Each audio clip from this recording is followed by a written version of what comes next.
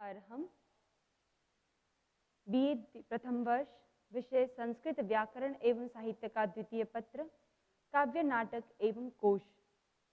हमने अपने पिछले लेक्चर में चर्चा की थी काव्य संबंधित और एक आपके पाठ्यक्रम में रखी गई पुस्तक सुप्रभातम की चर्चा हमने की थी कि उसे किस रूप में पढ़ा जाए। आज हम उसी पुस्तक से संबंधित कुछ और प्रश्न उत्तर के रूप में चर्चा करेंगे कि इस पुस्तक को पढ़ने के बाद किस रूप में हमें अपनी परीक्षा की तैयारी रखनी चाहिए। आज हम चर्चा करेंगे सप्रसंग व्याख्या, अर्थात अब ऐसे भी कभी हो सकता है कि हमने एक एक किताब की एक एक कथा जो है, एक एक कहानी जो है, उसको हमने डिटेल से पढ़ लिया, हिंदी और संस्कृत उसका अर्थ करते हुए हमने समझ लिया।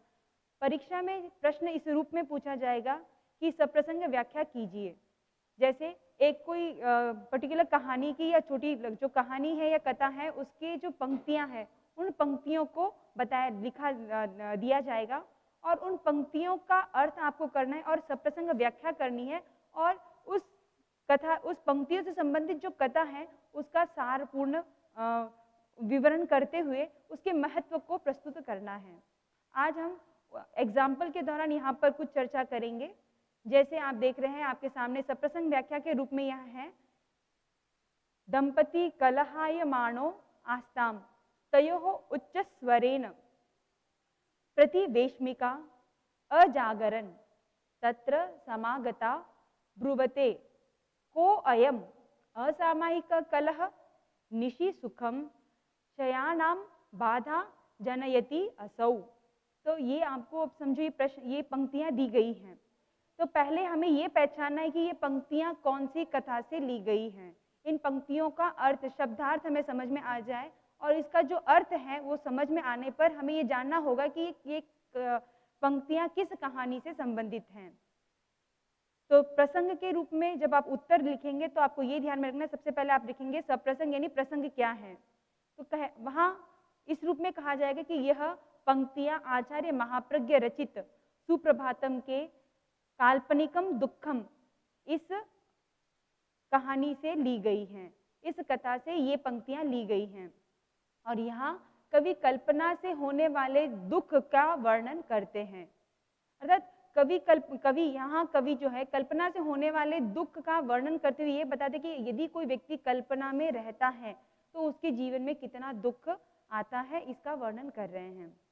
तो ये इतना वर्णन करने के बाद शब्दार्थ के रूप में हम देखेंगे, उसका अर्थ करते हुए लिखेंगे दंपति कलहायमानो आस्ताम तयोः, यानी दो दंपति यानी कौन हो गए, पति पत्नी झगड़ा कर रहे थे। आस्ताम पास्ट टेंस हो गया, तो दंपति कलहायमानो आस्ताम यानी दो दंपति आपस में झगड़ा कर रहे थे। तयोः उच्च स्वरेण प्रतिवेश्मिका, और तयोः उच्च स्वरेण, तयोः अर्थात उन दंपतियों के, उच्च स्वरेण ऊंचे स्वरों से, क्या हो गया, प्रतिवेश्मिका, अर्थात प्रतिवेश्मिका का शब्द का अर्थ है पड़ोसी। तो उनके ऊंचे स्वरों से पड़ोसी अजागरण, और पड़ोसी जाग गए। तत्र समागता, वहां पर आए, यानी वे पड़ोसी उठ करके उनके घर के पास आए। ब्रुवते, और वे बोलते हैं क्या, को अयम असामयिक कलह, अयम असामयिक का कलह, अर्थात ये असामयिक में कैसा कलह हो रहा है, यानी कलह अर्थात झगड़ा, और असामयिक यानी बिना समय में, अर्थात अभी रात का समय नहीं है लेकिन बिना समय में। तो को अयम असामयिक कलह, अर्थात असमय में ये क्या कलह हो रहा है, क्या झगड़ा हो रहा है। निशि सुखम शयानानाम बाधा जनयति असौ, यह जो है रात्रि में सुख से सोने के जगह पर यह बाधा उत्पन्न कर रहा है। तो इस रूप में आप इन पंक्तियों का अर्थ करेंगे और फिर यहाँ इस पंक्ति का पूरा इस पंक्ति का अर्थ करने के बाद व्याख्या में आप इस रूप में इसको विवरित करेंगे कि यहाँ आचार्य महाप्रज्ञ इन पंक्तियों के द्वारा ये पंक्तियां एक कहानी की है जिस कहानी का नाम है काल्पनिक दुखम, और उस काल्पनिक दुखम की कहानी इस प्रकार है कि एक दंपति रात में आपस में झगड़ा कर ऊंचे स्वर से बोलने लगे और झगड़ा कर रहे हैं। इस ऊंचे स्वर को सुन करके उनके पड़ोसी जाग गए और वे पड़ोसी उनके घर आ गए और कहा कि असामयिक यानी रात में ये कैसा, इस समय ये ऐसा कलह कर रहे हैं, ये किस बात पर झगड़ा कर रहे हैं। रात को तो सुख के सोने का समय होता है और आप ये झगड़ा बाधा उत्पन्न कर रहा है। पूछा गया कि क्यों झगड़ा हो रहा है, तो पत्नी ने कहा, अगर दंपति में जो स्त्री थी उस पत्नी ने कहा कि मैं चाहती हूँ कि मेरा लड़का बड़ा होकर डॉक्टर बने, क्योंकि मैं अस्वस्थ हूँ और अगर मेरा बेटा डॉक्टर बनेगा तो वह मुझे डॉक्टर के पास बार बार जाना नहीं पड़ेगा या मुझे डॉक्टर को बार बार बुलाना नहीं पड़ेगा। और वहीं पति को पूछा गया तुम्हारी क्या इच्छा है, तो कहा गया कि मेरी इच्छा है कि मेरा पति वकील बने और इसलिए मैं वकील बनने की इच्छा रखता हूँ। तो कहा कि अच्छा बाबा, तुम दोनों की यह इच्छा है। तो उस आगंतुक व्यक्ति ने पूछा कि आपके पुत्र की क्या इच्छा है, हम उसे जानना चाहते हैं। तो दंपति ने कहा हमारे तो पुत्र हुआ ही नहीं है। तो ये छोटी सी कवि इस छोटी सी घटनाक्रम यानी इस कथा में, इस कहानी में, ये कहानी इस रूप में बताई गई और इस कहानी में ये बताया गया कि एक कल्पना के मात्र यानी कल्पना से दंपति आपस में झगड़ रहे हैं, जो अभी तक वर्तमान में है ही नहीं, उस वर्तमान की चीज को जाने बिना ही अपने भविष्य के बारे में चिंतन करते हुए दोनों आपस में झगड़ रहे हैं। तो कहने का तात्पर्य कि कल्पना में रहने वाला व्यक्ति हमेशा दुख का अनुभव करता है। जैसे ये कलह करके आपस में दुख का अनुभव कर रहे थे दंपति, उसी रूप में व्यक्ति यदि कल्पना में ही रहता है, यदि भविष्य के ही बारे में चिंतन करता है, तो वह दुख का अनुभव करता है। और इस कहानी का यदि हम दूसरा पक्ष देखें तो यहाँ यह बताया गया है कि वर्तमान में जीना सबसे उपयुक्त रहता है। वर्तमान में जीना यानी सुखी जीवन जीना। यदि व्यक्ति कल्पना के साथ या भविष्य की कल्पनाओं में ही जीता है तो वह दुख का अनुभव करता रहेगा। न वह अपना वर्तमान को सुखी बना सकता है और न वह अपने भविष्य को सुखी बना सकता है। इस प्रकार इस कहानी में आचार्य महाप्रज्ञ ने हमें ये बोध पाठ दिया है कि व्यक्ति वर्तमान की चिंता करे, भविष्य की चिंता न करे। वर्तमान यदि अच्छा है तो भविष्य अपने आप अच्छा होगा। तो इस रूप में कल्पना का महत्व और कल्पना के द्वारा होने वाले प्रभाव को बताते हुए इस कहानी को बताया गया है। इस रूप में आप इसकी व्याख्या करेंगे। हम एक और एग्जाम्पल के तौर पर देखें, कुछ ये भी पंक्तियां हैं एक किसी कहानी की। अभावम पुरस्कृत्य दुखी भवनम भवम पुरस्कृत्य न सुखानुभूति एतत् जाड्यम अस्ति। अहम अस्मात् विरतः अस्मि लब्धः बोधपाठः प्रश्नकर्ता विदुषः। तो यहाँ बताया गया है, ये छोटी सी पंक्तियां जो हैं, ये पंक्तियां आचार्य महाप्रज्ञ रचित सुप्रभातम के केयम बुद्धिमत्ता से ली गई हैं। यह पंक्तियां भिक्षुक कहता है और यह पंक्तियां भिक्षुक एक विद्वान को कह रहा है। ये तो इस बात के प्रसंग हो गया। व्याख्या में आप इस रूप में इसको प्रस्तुत करेंगे। सबसे पहले इसका अर्थ लिखेंगे इन पंक्तियों का। अभावम पुरस्कृत्य, अभावम को पुरस्कृत्य, अभाव को महत्व देकर, दुखी भवनम दुखी होना, और भवम भावम पुरस्कृत्य अर्थात जो भाव है, जो है, वहां भव नहीं है, एक्चुअली वो शब्द है भावम। भावम पुरस्कृत्य न सुखानुभूति ही, अर्थात भाव यानी जो है उसको तो महत्व न दे करके दुखी सुखी न होना। एतत् जड्यम अस्ति, अर्थात ये क्या है, जड़ता है। अहम अस्मात्, मैं इसलिए, विरतः अस्मि, इन चीज से क्या हूँ, विरत हूँ। लब्धः बोधपाठः प्रश्नकर्ता विदुषः, अर्थात बोध पाठ मिल गया किसको, लब्धः बोधपाठ, बोध पाठ मिला किसे, प्रश्नकर्ता विदुषः, यानी विदुष जो विदुषी जो विद्वान था उस विद्वान को इससे बोध पाठ मिल गया। तो इस रूप में ये पंक्तियों का अर्थ है। अब इस पंक्ति के आधार पर हमें ये पहचानना है कि ये पंक्तियां कौन सी कथा से संबंधित हैं। तो हमें ज्ञात तो हुआ ही होगा कि ये जो पंक्तियां हैं ये किससे संबंधित हैं। ये पंक्तियां संबंधित हैं, कौन सा पाठ, पाठ है केयम बुद्धिमत्ता, केयम बुद्धिमत्ता यानी यह कैसी बुद्धिमत्ता, इस पाठ से संबंधित ये पंक्तियां हैं। अब व्याख्या में आप इसे इस रूप में प्रस्तुत करेंगे कि पहले इस पंक्तियों के आधार पर जो कहानी है उसको जान करके पहले कहानी को हम विस्तार से लिखेंगे, जैसे या विस्तार से उस कहानी का विवरण करेंगे। अभावम पुरस्कृत्य दुखी भवनम, ये एक कहानी है जहाँ पर एक भिखारी और एक विद्वान का संवाद है। और इस भिखारी और भिक्षुक और विद्वान के दोनों के संवाद के बीच में संवाद इस रूप में होता है कि एक विद्वान जाकर के भिखारी से कहता है कि तुम्हारे दो पैर नहीं है, क्या तुम दुखी नहीं हो? तो उसने कहा कि मेरे दो पैर नहीं है, कोई बात नहीं, लेकिन मेरे दो हाथ हैं, मेरे पास मेरा मस्तिष्क है, मेरे दो हाथ और मेरा मस्तिष्क मेरे पास है, तो मैं दुखी क्यों हूँ? पैर नहीं है तो क्या हुआ? और मैं ये कहना चाहता हूँ, वापस अब भिक्षुक उस विद्वान से कह रहा है कि मैं ये कहना चाहता हूँ कि अभाव पुरस्कृत्य, ये जो नहीं है उसको महत्व दे करके मैं दुखी हूँ, और जो है उसको न देख करके मैं दुखी हूँ, ये तो एक जड़ता है, अर्थात ये तो एक बहुत बड़ी मूर्खता है। इसलिए इस मूर्खता से तो मैं विरत हूँ। तो इस बात को, भिक्षुक के इस बात को सुन करके विद्वान को बोध पाठ मिला। क्या बोध पाठ? कि व्यक्ति के पास जो चीज है उससे उसे सुखी रहना चाहिए, उसके पास जो वस्तु उसके पास वर्तमान में उसके पास है उसे वह संतुष्ट रहना चाहिए। यदि वह जो नहीं है, जो अभाव है उसके पास, उन वस्तुओं के बारे में यदि वह चिंतन करता है तो जो है उसका भी सदुपयोग नहीं कर सकता, और जो नहीं है उसके बारे में कल्पना करते हैं या फिर चिंतन करते हुए दुख का अनुभव करता है।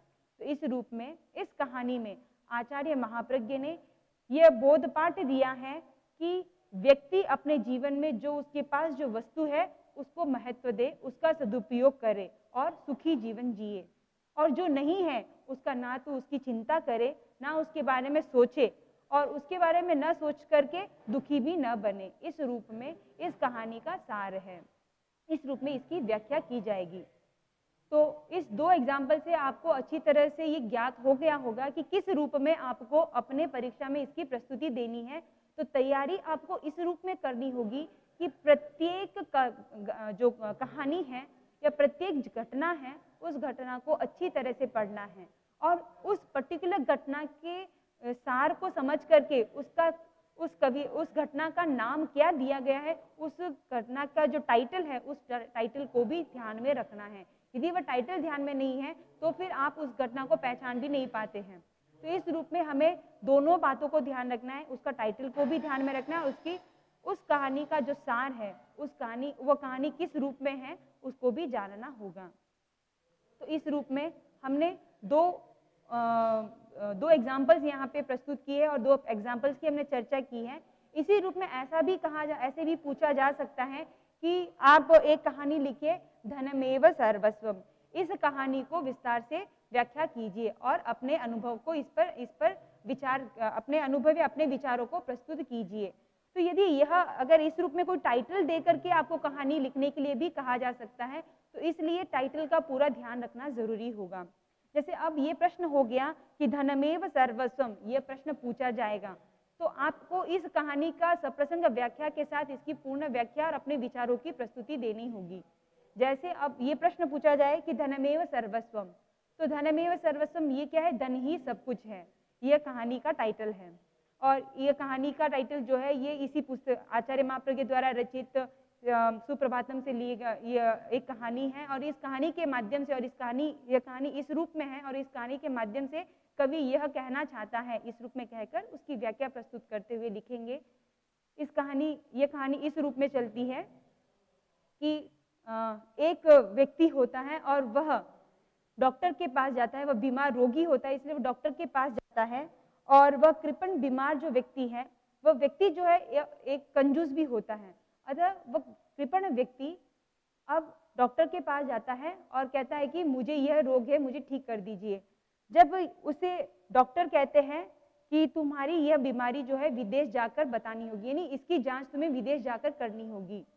पूछा गया, उस व्यक्ति ने अपने नौकर से पूछा कि विदेश जाने का कितना खर्चा होगा, तो उस नौकर ने कहा उसका खर्चा होगा 50,000। और फिर उस कृपण व्यक्ति ने पूछा कि यदि मैं मरूंगा और मेरे मरने के बाद मेरी अंत्येष्टि में कितना खर्चा होगा, तो कहा कि उसमें आपका खर्चा होगा लगभग 5,000 का। तो वह व्यक्ति सोचता है कि यदि मैं विदेश जाऊंगा तो 50,000, और यदि मैं मेरा यही मृत्यु हो कि मेरे अंत्येष्टि में केवल 5,000, तो वह यह सोचता है कि इससे अच्छा तो यहीं रहना ठीक है। अर्थात इस कहानी और यह कहानी यहीं पर संपन्न होती है। तो कहने का तात्पर्य है यहाँ पर कि व्यक्ति ये सोच रहा है कि मुझे अपने पैसे की बचत करनी है, वो पैसे को ही सब कुछ मान करके पैसे की बचत करने के लिए अपने स्वास्थ्य को, अपने शरीर को गौण कर रहा है और वह यह सोच रहा है कि 50,000 से अच्छा तो 5,000 का खर्चा ही है। लेकिन यदि वह व्यक्ति ही जीवित नहीं रहेगा तो वो पैसे का उपयोग कौन कर सकेगा। इस रूप में पैसे को ही सब कुछ मान करके पैसे में अंधा व्यक्ति सम्यक निर्णय नहीं कर पाता है। इस कहानी के द्वारा आचार्य महाप्रज्ञ यह बोधपाठ दे रहे हैं हमें कि व्यक्ति धन के लालसा में या धन की आसक्ति में इतना अंधा हो जाता है कि वह सम्यक उसका विवेक जो है या वह सम्यक निर्णय कर नहीं पाता है, उसका विवेक वह सम्यक उपयोग नहीं कर पाता। तो इस रूप में इस कहानी के द्वारा कवि यह कहना चाहते हैं कि व्यक्ति किसी वस्तु के प्रति या धन को ही सर्वस्व समझ करके या किसी भी वस्तु को अपना सर्वस्व समझना नहीं चाहिए। हर व्यक्ति का अपना एकांकित दृष्टिकोण होता है, वह सापेक्ष है, इस समय उसका मूल्य है और बाद में उसका मूल्य नहीं भी है। तो इस रूप में हम इस कहानी से यह सार या यह बोधपाठ प्राप्त करते हैं। इस रूप में आपको व्याख्या करनी है और भी आप अपने भावों की प्रस्तुति या विचारों की प्रस्तुति इसमें कर सकते हैं। हमने मोटा मोटी रूप में यहाँ पर चर्चा की है कि किस रूप में प्रश्न का आपको उत्तर देना है या प्रश्न को आपको किस तरह प्रश्न को उत्तर में देते हुए प्रस्तुति किस रूप में करनी है, इसकी चर्चा हमने यहाँ पर की है। अब हम चर्चा करेंगे आपके पाठ्यक्रम में जो और एक पुस्तक रखी गई है वह कोश की किताब जो है अभिधान चिंतामणि।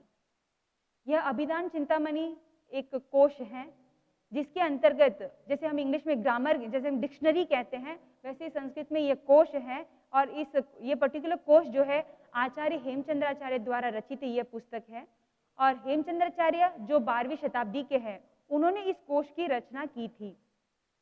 हम डिटेल में इस कोश के बारे में न जाए लेकिन इसका कोश का महत्व हम जान ले कि व्यक्ति यदि किसी भी भाषा में अपना कमांड करना चाहता है या किसी भाषा में अपना कमांड अच्छा करना चाहता है तो जरूरी है कि उसे कोश का ज्ञान होना चाहिए, यानी वोकैबुलरी का ज्ञान होना उसको चाहिए। यदि वह नहीं है तो वह उस भाषा पर कमांड नहीं कर सकता। तो भाषा की कमांड के लिए इस पुस्तक को भी हम पढ़ रहे हैं। ये अभिधान चिंतामणि में एक एक शब्द के पर्यायवाची शब्द और उसका अर्थ दोनों ही एकदम सुव्यवस्थित रूप में व्याख्यायित किया गया है। आपके पाठ्यक्रम में इस पुस्तक का जो छठा कांड है, इसमें कुल 6 कांड है, 6 कांड में जो छठा कांड है वह रखा गया है ताकि आप इसमें प्रवेश पा सके और आपको पता चले कि इसमें किस रूप में इसको पढ़ा जाए और इस कोश का उपयोग किस रूप में किया जा सकता है और इस कोश को किस रूप में पढ़ा जाए इसको बताने के लिए यह पुस्तक आपके पाठ्यक्रम में रखी गई है। इस कोश में मुख्य रूप से 6 कांड हैं और 6 कांड में भिन्न भिन्न प्रकार से सभी शब्द के पर्यायवाची, उनके अर्थ और उनके जितने पर्यायवाची चाहे वे 15 है 20 है, उन सब पर्यायवाची शब्दों का नाम दिया गया है। कोश के बिना भाषा पर हम कमांड नहीं कर सकते, यह आपको महत्व जान करके आपको इसका अध्ययन अच्छी तरह से करना चाहिए। अब रही बात कि आपको इसको किस रूप में इसका अध्ययन करना है तो हम उसकी चर्चा करेंगे। पहली बात है आपको यह ध्यान रखना है कि आपको इन सब श्लोकों को याद करना है। आपके पाठ्यक्रम में 1 से 60 श्लोक रखे गए हैं तो इन 1 से 60 श्लोकों का अच्छी तरह से कंठस्थ यानी इनको अच्छी तरह से कंठस्थ करना है, कंठकृत करना है और इनको कंठस्थ करने के बाद इनका जो अर्थ है उसको भी जानना है। पुस्तक के फर्स्ट पेज के ऊपरी भाग में तो श्लोक दिए गए हैं और नीचे के भाग में उसके अर्थ दिए गए हैं। तो ऊपरी भाग में जो श्लोक दिए गए उनका आपको कंठस्थ करना है और उनका जो अर्थ है यानी एक एक शब्द का जो अर्थ है और उसकी जो पर्यायवाची है वो नीचे के मतलब जैसे फुट नोट में दिए गए हैं। हम यहाँ पर एक एग्जाम्पल के दौरान यहाँ पर हम चर्चा करेंगे कि किस रूप में दिए गए हैं। आप सामने देख रहे हैं जैसे यहाँ पर एक श्लोक है, पहला श्लोक जो आपके छठा कांड का है, चाल लोको विष्टपम विश्वम भुवनम जगति जगत जीवा जीवाधार क्षेत्रम लोको लोकस्ततो अन्यथा। ये पूरा एक श्लोक है। आपको परीक्षा में आपको कुछ बातें ध्यान रखनी होगी कि परीक्षा में आपको श्लोक पूर्ति भी हो सकती है, यानी आपको एक श्लोक दिया जाएगा, स्टार्टिंग या बीच का कोई भी आपको पार्ट दिया जाएगा और श्लोक की आपको पूर्ति करनी है। सेकेंडली आपको हिंदी के शब्द दिए जाएंगे और उसका अर्थ आपको मतलब उसके जो शब्द हैं जो संस्कृत में उसे क्या कहते हैं वो लिखना होगा। यहाँ ऐसा भी प्रश्न हो सकता है कि एक आपको पर्टिकुलर कोई शब्द दे दिया और उसके पर्यायवाची लिखने के लिए कहा जा सकता है कि उसके जितने पर्यायवाची है उसके नाम लिखिए। तो आपको इन तीनों चीजों की अच्छी तरह से तैयारी करनी होगी। जैसे अब आपको ऐसे श्लोक दे दिया, स्याद लोको डैश डैश डैश अन्यथा, तो आपको इस श्लोक की पूर्ति करनी है। फिर इस श्लोक के आधार पर यदि ये कहा जाए कि श्लोक में कितने अर्थ है, किसके अर्थ दिया गया है या कौन से पर्यायवाची शब्द है उसको लिखिए। तो नीचे हमने प्रस्तुत किया है, आप उसको देखिए। जैसे इस श्लोक में लोक के 6 नाम बताए गए हैं। स्याल लोको, स्यात लोकः, विष्टपम विश्वम, भुवनम, जगति जगत। इस रूप में इस लोक के 6 नाम बताए गए। एक पहला शब्द, पहला लोक का नाम लोक भी क्या है, लोकः, दूसरा है विष्टपम, तीसरा है विश्वम, चौथा है भुवनम और जगति पांचवा, जगत छठा। इस रूप में एक लोक के ये 6 पर्यायवाची शब्द दिए गए हैं। और इसी श्लोक की दूसरी पंक्ति में हम देखेंगे जीवा जीवाधार क्षेत्रम लोको लोकस्ततः अन्यथा। तो जीव और अजीव आधार क्षेत्रम, अर्थात एक जगह तो हमने लोक के 6 अर्थ कर लिए, अब ये बता रहे कि जीव और अजीव का आधार क्षेत्रम लोकः, यानी लोक क्या है, जीव और अजीव का आधार क्षेत्र है।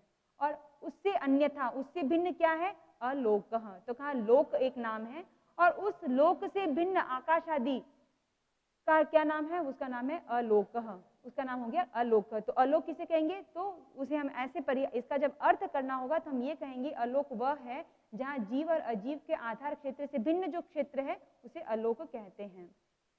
एक और एग्जाम्पल हम दूसरे श्लोक को भी यहाँ पर करेंगे।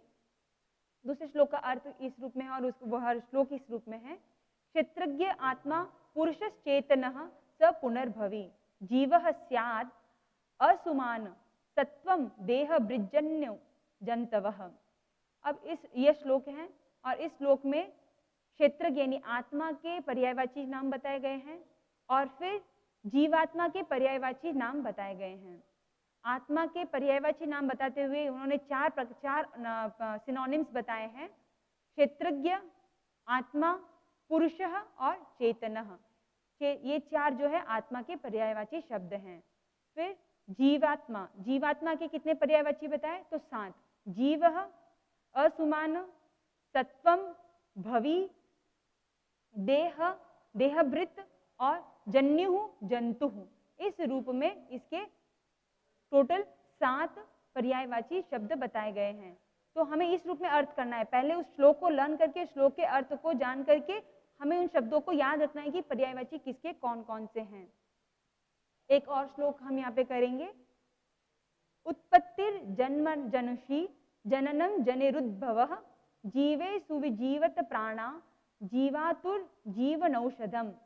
तो इस श्लोक में जन्म यानी उत्पत्ति के 6 नाम बताए गए हैं, प्राण के 4 नाम बताए गए हैं और जीवन रक्षा के उपाय के 2 नाम बताए गए, यानी जीवन रक्षा के 2 नाम बताए गए हैं। सबसे पहली पंक्ति जो है, उत्पत्ति जन्म जनुषी जननम जनिरुद्भवः। उद्भव यानी उत्पन्न होना, यानी उत्पत्ति और जन्म के 6 नाम है। सबसे पहला है उत्पत्ति ही, दूसरा है जन्म, तीसरा है जनुः, फिर है जननम और चौथा फिर है जननी ही और लास्ट अंतिम है उद्भवः। इस रूप में इस एक पहली वाली पंक्ति में उत्पत्ति के 6 पर्यायवाची शब्द दिए गए हैं। अगली पंक्ति में जीवः यानी जीव, प्राण के कितने पर्यायवाची शब्द हैं उसको बताया गया है। प्राण के 4 पर्यायवाची शब्द हैं, जीवः, असवः, जीवितम और प्राणः। जीवे का जीवः, असुज जो लिखा हुआ है तो वहां से निकलेगा जीवः, असवः और फिर है जीवितम और प्राणः। इस रूप में ये इसके 4 पर्यायवाची शब्द हैं प्राण के। फिर जीवन, जीवन के पर्यायवाची, जीवन रक्षा के उपाय के जो पर्यायवाची शब्द है वे 2 हैं, जीवातुः और जीवन औषधम, यानी जीवन की औषधि जीवन औषधम और जीवातुः। इस रूप में ये 2 जो है पर्यायवाची ये जीवन रक्षा के उपाय हैं। तो हमने यहाँ पर चर्चा की कि अभिधान चिंतामणि कोश जो है उसके श्लोक को कंठस्थ करके उसके अर्थ को इस रूप में जानना है और अपने परीक्षा में पूछे गए प्रश्नों को सही उत्तर इस रूप में आपको देना होगा। तो यहाँ तक हमने आज के इस लेक्चर में सप्रसंग व्याख्या सुप्रभातम से संबंधित की और अभिधान चिंतामणि इसकी चर्चा हमने यहाँ पे की है। हम अपने अगले लेक्चर में यह चर्चा करेंगे कि काव्य किसे कहते हैं, काव्य के कितने प्रकार हैं, और आपके पाठ्यक्रम में रखी गई रघुवंशम और स्वप्नवास दत्तम इस पुस्तिका को किस रूप में हमें पढ़ना है, इसकी चर्चा हम नेक्स्ट क्लास में करेंगे। तो आपको इसका अच्छी तरह से ज्ञान हो गया होगा कि आपको अभिधान चिंतामणि और सुप्रभातम की तैयारी किस रूप में करनी है। इसी भावना के साथ ओम अरहम।